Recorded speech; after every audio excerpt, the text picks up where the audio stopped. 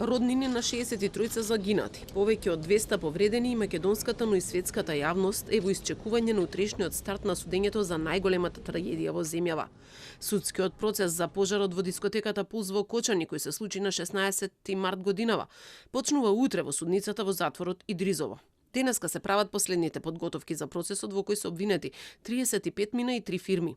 Сите се обвинети за исто дел, предизвикување тешки дела против општата сигурност. Настаните кои се опфатени се во изминативе 13 години, а резултирале со трагедијата во која има многу жртви. Предметот ќе го бранат дури 15 обвинители, а судечкиот совет ќе го предводи судиката Дијана Груевска-Илиевска. Родителите за емисијата Кот на Телма сведочеа дека очекуваат правда, но стравуваат дека однапред е договорено се. Веднаш кога се случи несреќата, излезе председателот на опозицијата и рече една за секогаш во Македонија мора да има правда. Излезе премиерот Мицкоски дали истиот ден и веднаш му одговори ако има за Кочани одговорност, ќе има и за модуларна одговорност. За неколку дена се свика лидерска средба, демек да ја средат ситуацијата кризна во Македонија. И мислам дека делот е направен. Се знае кој ќе лежи, кој ќе биде ослободен. И токму денеска согласи опозицијата. И лидерот на СДСМ Венко Филипче и на левица Димитар Апасиев бараат политичка одговорност. Филипче бара анкетна комисија, додека Апасиев како председател на актуелна комисија ќе свика седница на почетокот на декември, и тоа по барање на родителите на загинатите. Во било кој момент јас ќе ги повикам сите групи од ова собрание. И ВМРО да помене и Знам, и Вреди, и СДСМ, и ДУИ да се приклучат на ова.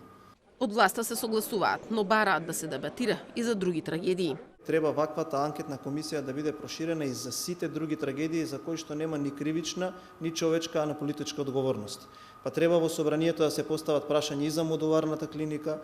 Во предметот прво обвинет е сопственикот на кабаретот Дејан Јованов Деко, неговиот брат, дел од обезбедувањето, тројца претходни градоначалници на Кочани, двајца поранешни министри за економија, Крешник Бектеши и Вајон Сарачини.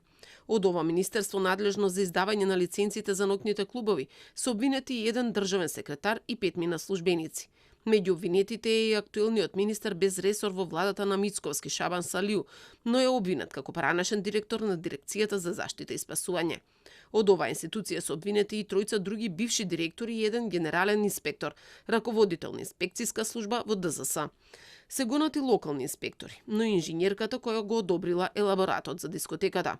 Родителите бараат доживотна затворска казна за газдата, но и казни за оние кои стоеле зад неговиот криминал и биле корумпирани. И утре, кога ќе порасне мојата внука, да знае мајка и од што починала, кој ја убил. Не е почината од природна смрт, туку е насилно убиена. Не само она, сите деца. За сите децениски пропусти кои доведоа до оваа трагедија се осомничени 30 полициски службеници, но обвинителството се уште работи на истрагата. Одбраната пак очекува долго судење, бидејќи обвинителството има обемни и многу докази кои треба да се изведат.